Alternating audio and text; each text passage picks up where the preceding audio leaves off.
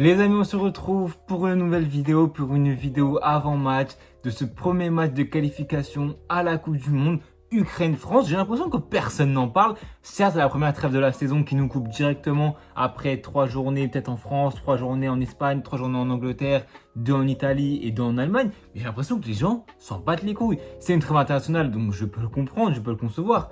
Mais c'est quand même nos premiers matchs pour ces qualifications à la Coupe du Monde 2026. Certes, il y a plus d'équipes, donc les chances de ne pas se qualifier, surtout pour l'équipe de France, est moindre que les saisons et les années précédentes. En 2014, on a fini deuxième derrière l'Espagne à 3 points et on a dû passer par ces barrages-là contre l'Ukraine. On sait tous le dénouement que ça a eu. On commencera dès le vendredi 5 septembre contre l'Ukraine, justement, ce premier match de qualification. Donc je pense qu'on va les remporter. Dans le groupe, je le rappelle juste vite fait, pour ceux qui ne le sauraient pas, nous avons l'Ukraine, l'Islande et l'Azerbaïdjan. Donc 3 équipes qui sont importées. L'Ukraine qui est peut-être d'un tiers supérieur, voire 2 à 3 fois supérieur que l'Islande et l'Azerbaïdjan, mais c'est des matchs qui se jouent en aller-retour. Les premiers du 5 septembre au 9 septembre, Ukraine-Islande, vous le voyez évidemment à l'image que je vous montre, et ça dure de septembre à octobre et à novembre. Donc sur 3 rassemblements, 6 matchs, il n'y a pas d'erreur, il n'y a pas de calcul, il n'y a pas de truc à faire. C'est premier ou rien. Si tu es deuxième, tu es un peu comme l'Italie qui a perdu l'année dernière. Je crois que c'était peut-être qualif à l'Euro, si je ne me trompe pas, ou même à la Coupe du Monde, je crois, contre la Macédoine du Nord ou un truc comme ça. Je crois que c'était pendant l'Euro.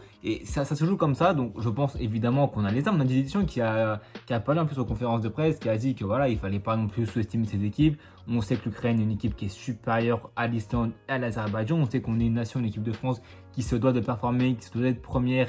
Tout le monde, les joueurs le savent. On parle avec modestie évidemment parce qu'on sait que les qualifications c'est très dur. Deschamps en a fait les frais à l'époque, même si on a quand même pu se qualifier à la fin. Ça peut rester des matchs pièges. Certes, l'enjeu est énorme, mais c'est pour ça que je suis hypé par ce rassemblement, parce que tout d'abord, c'est comme je dis des qualifications à la Coupe du Monde, mais c'est aussi dû au réservoir de l'équipe, le nombre de joueurs de très très grande qualité qu'on a dans cette liste. Si je dois juste avant préciser quelque chose, parce que je ferai les compositions probables, mais dans ce rassemblement, Ousmane Dembélé reste dans le groupe des Bleus parce qu'il est arrivé avec un petit mal aux ischio-jambiers. Donc il subira un programme adapté à Clairefontaine. Bonne nouvelle aussi pour Konaté, il ne souffre de crampes. Il ne souffre que de crampes, pardon. Pourquoi? Parce qu'il y a eu un Arsenal-Liverpool qui a eu lieu dimanche où on a vu Saliba sortir dès la 5e minute. Il est du coup absent pour ce rassemblement. C'est Benjamin Pavard qui le remplace. On a vu Konaté sortir aussi à la fin. Donc on se dit que c'était peut-être grave. À ce qui paraît, ça serait que des crampes. Mais personnellement, le temps qu'il revienne, je ne compterai pas sur lui en tant que titulaire contre l'Ukraine. On a aussi Ryan Cherki qui s'est blessé avec City, une absence de 2 mois. Et du coup, on a eu l'arrivée forcée, c'était la force des choses, d'Ekitike dans le groupe France, qui est une nouveauté qu'on aurait pu attendre dans la liste. Parce que la liste, pour ceux qui ne sauraient pas, j'ai fait une vidéo sur ça, mais la venue majeure, en tout cas, le joueur qu'on n'attendait pas là, et le nouveau, la surprise, c'est Marnes Akliouche, qui est là. Ça faisait 2-3 rassemblements qu'on aurait pu le voir. Là, c'est vrai qu'on ne s'attendait peut-être pas à lui, on s'attendait peut-être du coup à Ekitike, mais c'est Akliouche qui a été préféré. On verra s'il pourra gratter des minutes, et on verra s'il pourra avoir du temps de jeu, mais c'est clair que c'est un joueur qui a beaucoup de qualité et qui, dans le secteur du jeu où manque un peu de créativité, et d'un profil comme ça, il peut nous aider fortement. Ekitike s'impose par la force des choses, et s'il doit rajouter un troisième nom, c'est évidemment Khéphren Thuram qui s'impose, parce que au milieu de terrain, Warren n'est pas là, on manque de qualité. Kama est blessé, Boubacar Kamara est aussi blessé, et c'est un milieu de terrain qui, on l'a vu avec la Juventus depuis 2 saisons, est très très bon. Il a fait un rassemblement, il a joué 1 minute contre le Pays-Bas si je ne me trompe pas, et son dernier rassemblement c'était lors du 14-0 Gibraltar et du 1-0 contre Israël si je ne me trompe pas, où il était 2 fois sur le banc. Donc peut-être qu'il aura un élément plus... Peut-être qu'il sera plus prépondérant dans l'effectif. On aurait pu aussi déplorer l'absence de Tolisso, que j'aurais peut-être aimé voir justement pour récompenser cette saison, et surtout à la place de Rabiot, qui était peut-être le joueur au milieu de terrain, qui était peut-être en dents de scie et peut-être sur un CG éjectable. C'est clair que ces matchs, ils sont très très très très importants. On le sait très bien, c'est les qualifiés de la Coupe du Monde, même si je pense qu'on est largement au-dessus et qu'on doit finir premier avec 6 matchs, 6 victoires. Si on rappelle des derniers rassemblements, on se rappelle cette victoire contre l'Allemagne, même cette défaite en demi-finale de Ligue des Nations contre l'Espagne, spectaculaire, 5-4 avec un grand Ryan Cherki et une défense à l'abordage. C'est vrai que dans la façon de jouer, ça n'a pas été dingue. On a quand même mis plus de buts, parce que quand même les 3 derniers matchs, c'est 4, 5, 6, 7, c'est 8, 9 buts en 3 matchs. C'est quand même une nette amélioration. Quand tu vois l'attaque que peut aligner l'équipe de France, quand tu vois les profils qu'on a, je pense que toutes les nations du monde aimeraient avoir ces individualités-là. Maintenant, la question, c'est est-ce que Deschamps pourra bien les faire jouer? Je trouve les gens hyper sévères avec lui. Je trouve que c'est un coach, en tout cas un sélectionneur, qui a tellement apporté à cette équipe de France, qui a tellement mis l'équipe de France en haut du panier depuis 2014, entre 2016 et 2021. c'est mal passé, mais on sait la Coupe du Monde 2018-2022, c'est un coach qui est tellement décrié, on sait que c'est sa dernière saison et on sait que c'est sûrement Didier Deschamps qui reprendra les Bleus après la Coupe du Monde 2026, donc on espère, en tout cas moi j'espère que les joueurs seront au diapason pour la dernière de Didier Deschamps, après tout ce qu'il leur a apporté, après tout ce qu'il a fait pour eux, je pense que ça serait lui rendre un bel hommage, d'aller le plus loin possible dans cette Coupe du Monde. On n'y est pas encore, donc on ne va pas non plus se projeter encore à l'heure actuelle, mais c'est vrai qu'on est quand même dans un groupe qui semble simple. On sait qu'aucun match n'est simple pour une qualification à la Coupe du Monde, mais quand tu connais les adversaires que tu as en face de toi, c'est plus la grande Islande de 2016. L'Azerbaïdjan, c'est une équipe mineure. Seulement l'Ukraine peut te poser des réels problèmes par les offensifs et une défense qui sera assez solide avec de très bons gardiens. Mais ça, j'en parlerai après de la composition de problème. Mais c'est vrai que c'est un truc qu'il faudra souligner. C'est l'attaque de l'équipe de France. Si je dois donner une clé de ce match, c'est évidemment l'attaque de l'équipe de France ultra pléthorique avec beaucoup de qualité, beaucoup de schémas. J'en parlerai après. Est-ce que tu mets deux pointes? Est-ce que tu fais une ligne de 3 avec un 9? Il y a beaucoup de configurations qui sont possibles aussi grâce à la diversité des profils qu'on a. Des mecs comme Désiré Doué, comme Olysée, comme Akliouche. C'est des mecs qui sont très polyvalents. C'est des mecs qui ont des qualités qui peuvent sembler similaires mais qui ont des caractéristiques différentes qui peuvent l'un et l'autre apporter du plus-value à cette équipe de France. Tu as aussi un Ekitike. Maintenant qu'il est là, il sera dans quelle configuration? Est-ce qu'il sera 9 titulaire? Est-ce qu'il sera sur le côté?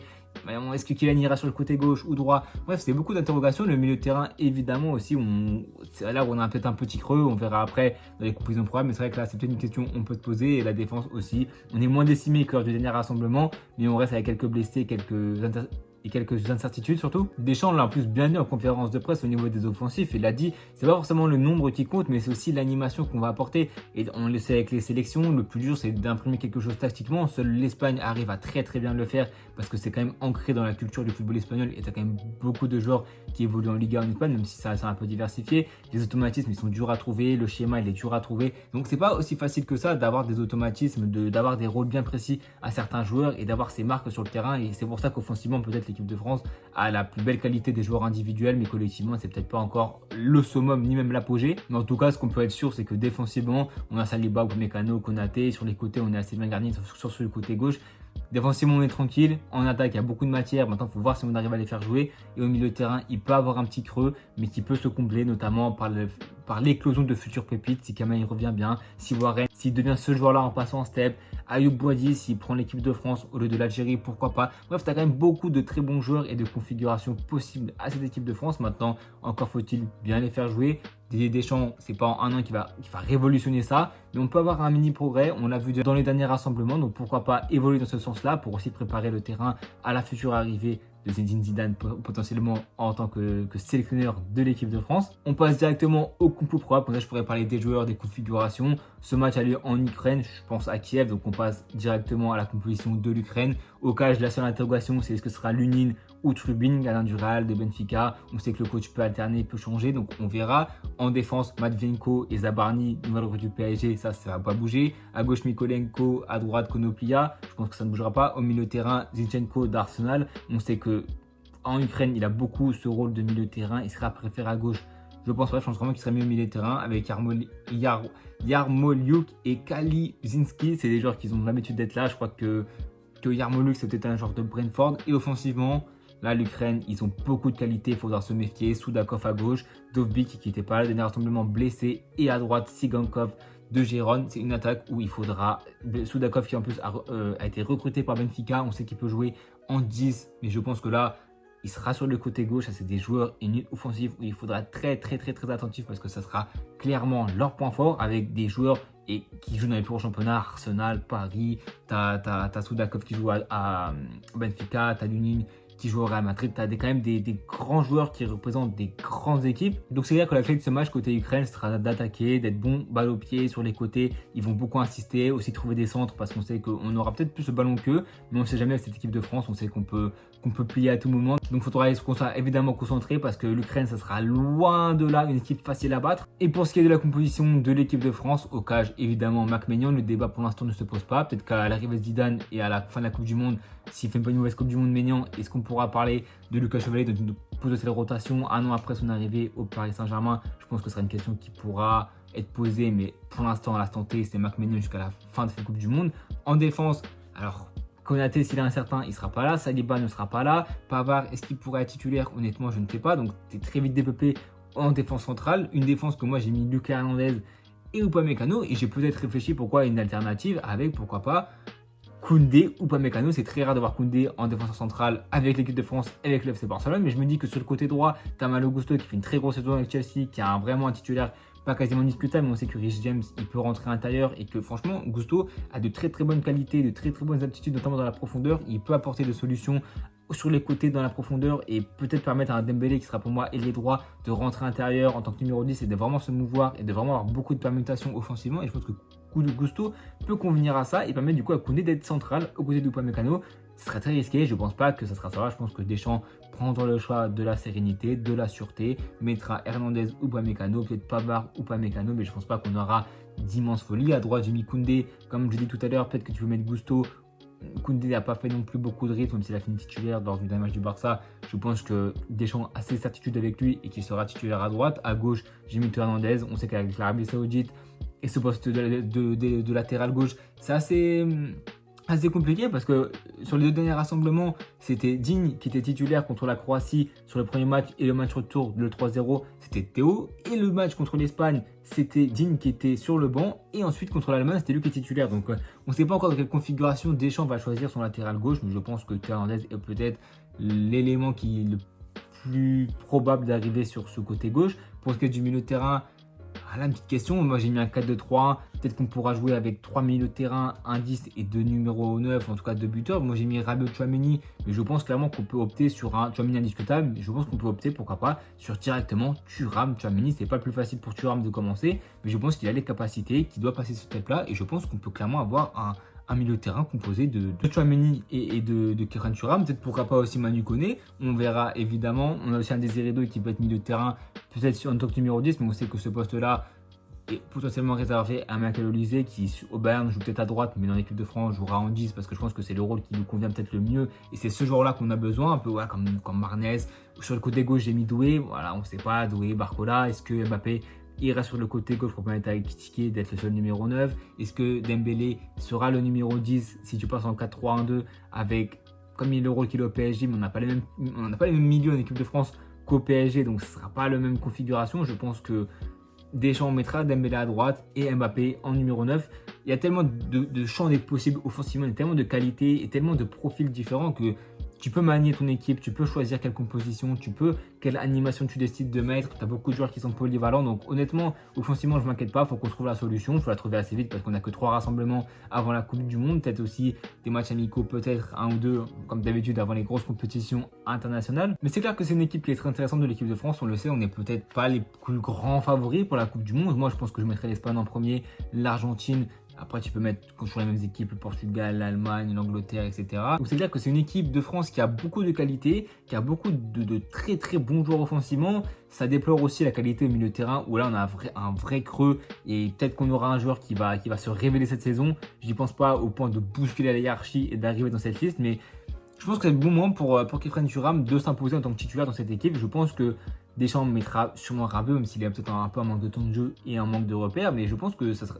Thuram, en tout cas, a une vraie chance de figurer en tant que titulaire aux côtés de Tchouaméni avec Olise en 10. Et après, au niveau de la défense, je suis quand même assez serein. Mais c'est une composition de l'équipe de France où tu as quand même beaucoup de blessés, tu as quelques incertitudes. Offensivement, tu as tellement de profils que tu ne sais pas forcément qui c'est qui va débuter et dans quel poste surtout. Donc c'est vrai que c'est une composition qu'on va attendre de pied ferme parce que je pense pas qu'il y aura de mauvaises décisions parce qu'il y a tellement de profils qu'il faut tenter des choses et donc Deschamps aura bien raison de tenter des choses. Mais donc maintenant, moi j'ai hâte de voir cette composition et j'ai aussi hâte de voir ce match entre l'Ukraine et l'équipe de France. Les gens n'en parlent pas, c'est pour ça que je fais cette vidéo, c'est peut-être pour vous hyper pour ce match parce que c'est quand même des qualifications à la Coupe du Monde, c'est quand même pas rien. Certes, les adversaires sont faibles, mais tu commences d'entrée avec l'Ukraine. Si tu perds contre l'Ukraine, premier match, tu peux te mettre dans la difficulté. Pas de là à ne pas être qualifié, mais l'Ukraine est une équipe qui potentiellement peut battre l'Islande et peut battre l'Azerbaïdjan. Donc s'ils nous battent dans ce premier match, ils finissent premier, ils battent tout le monde. Nous, on fait un nul contre l'Ukraine, on gagne contre tout le monde. Peut-être qu'on se met un peu dans la difficulté, dans le doute, on manque de confiance et on finit deuxième, on passe dans les barrages et la Coupe du Monde, on perd, ciao. Je pense pas, évidemment, on a trop de qualité, je pense. On a trop d'individualité et de collectif pour que ça arrive. On a une défense quand même très très solide malgré les absents. Donc je pense que l'équipe qui peut nous mettre le plus en difficulté, on le sait, c'est l'Ukraine avec de très bons ailiers, un milieu de terrain bosseur, une défense très solide, un gardien qui peut te sortir de grosses parades. Maintenant l'Ukraine, c'est pas une équipe qui est imperméable. C'est une équipe qui contre la Belgique pendant la Nations League a réussi aller battre 3-1 match aller, ils t'ont pris 3-0 match retour, ils se sont fait avoir, peut-être qu'ils sont friables aussi mentalement. Je pense qu'on peut les appuyer, je pense qu'on peut se mettre en confiance.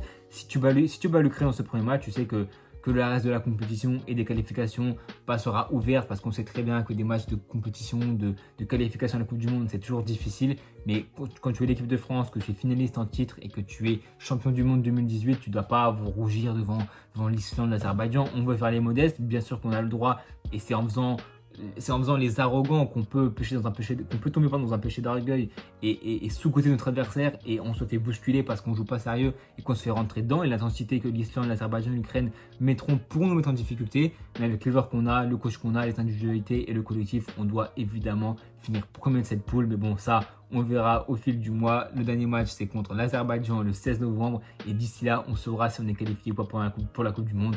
Mais je pense que ça ne devrait pas être trop compliqué. En tout cas, les amis, on se retrouve du coup le 5 pour ces débriefs de Ukraine-France. Et il y aura potentiellement d'autres débriefs de d'autres nations. Et évidemment, à la fin de la trêve, la vidéo habituelle du bilan des joueurs du Real Madrid qui sont partis en trêve. En tout cas, les amis, on se retrouve très bientôt pour ce débrief entre l'Ukraine et la France. Abonnez-vous, likez, partagez et à bientôt tout le monde.